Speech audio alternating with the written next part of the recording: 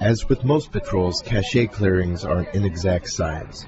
They are typically done in concert with the Iraqi army, relying on tips and intelligence both the Iraqi army and U.S. forces have gathered through hotlines and basic human intelligence.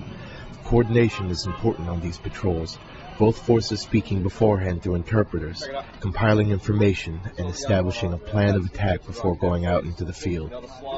Despite the formidable technology available to U.S. forces, such operations are conducted through relatively low-tech means.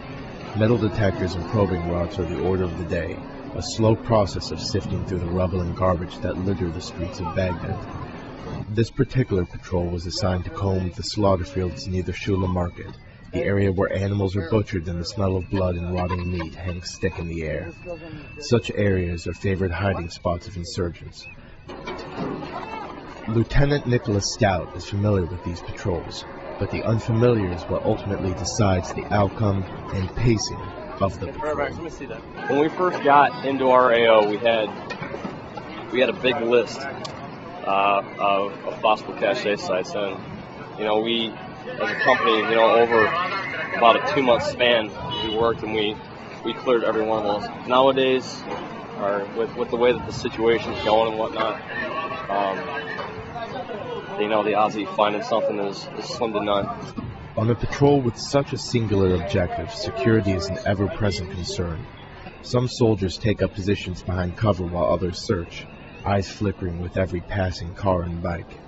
Even while soldiers go about other duties, sweeping bags of fertilizer, probing a plot of earth in the garden, or even digging up forgotten sewer openings, wariness never leaves the forefront of their minds.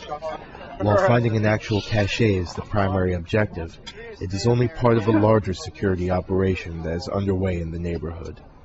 Regardless of whether or not we find something, it's still a successful mission because we're getting out here and the people see that and shows that we're doing our part to maintain security and prevent, anything further from going on. After completing our patrol, we were called in to assist another platoon in the clearing of a cache. Rather than weaponry, the cache contained scraps of American equipment, Humvee lights, parts of radios, and other small things. By the time we arrived, there was already smoke in the air. The Iraqis had tried to burn the cache, terrified of trouble with the authorities.